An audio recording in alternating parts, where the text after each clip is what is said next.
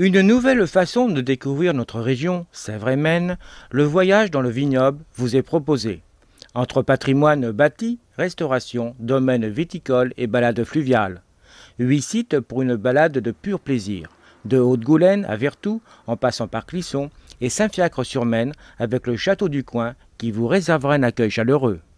Alors, le voyage dans le vignoble, c'est un voyage qui vous permet de découvrir le vignoble nantais par la route, mais aussi, pourquoi pas, à travers la Sèvre et la Maine. Vous êtes dans le Muscadet, Sèvres et Maine, et donc finalement de le découvrir par la rivière, ça paraissait évident, et pour autant, peu de personnes le faisaient. Donc on vous invite à prendre un bateau électrique ou pagayé, vous choisissez, et de redécouvrir en fait le patrimoine, l'histoire, les paysages, de manière un petit peu plus insolite.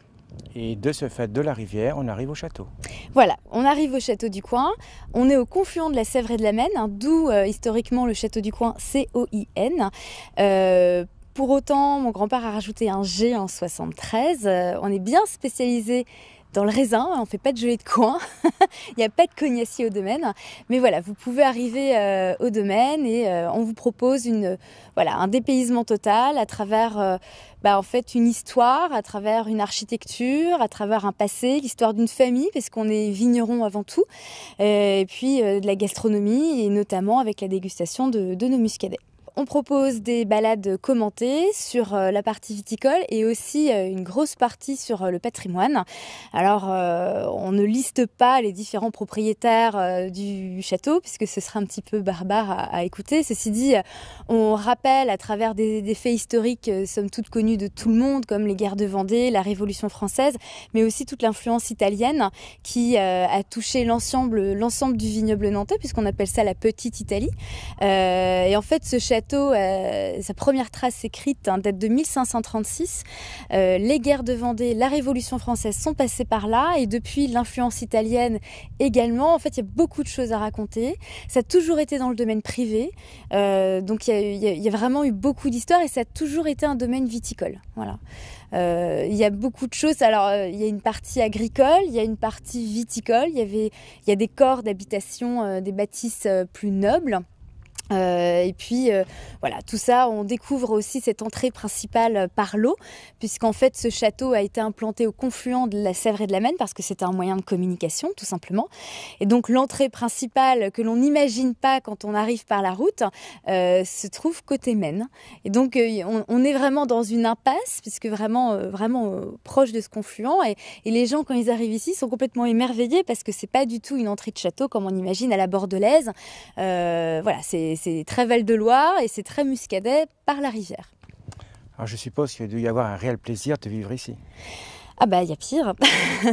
Mais c'est un paysage qui change sans arrêt. On est entouré de vieilles pierres, on est entouré de vignes.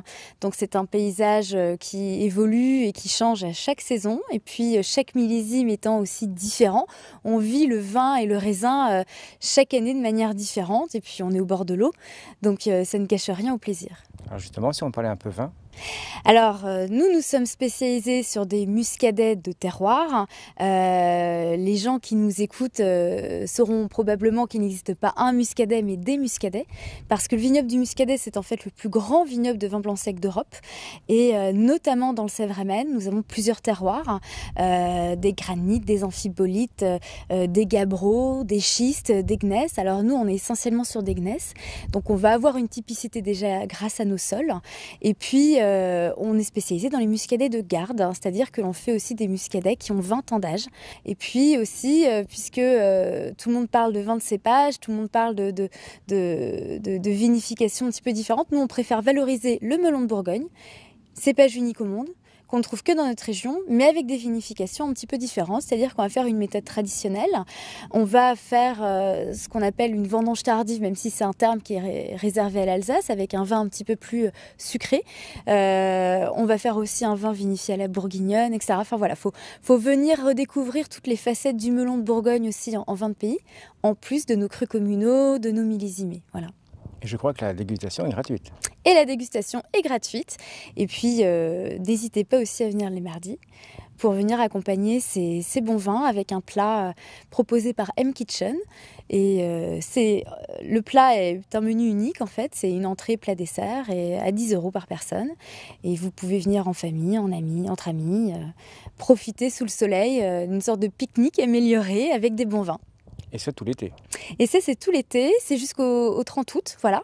Et puis, si vous voulez venir en dehors de ça, il faut réserver pour le repas. Vous nous appelez, on vous organise ça, c'est tout l'été, voilà. Épicuriens et amoureux du patrimoine ne seront pas déçus de cette balade atypique dans notre vignoble. Renseignements complémentaires concernant le voyage dans le vignoble auprès de l'Office de tourisme du vignoble de Nantes ou sur le site www.levoyageanantes.fr.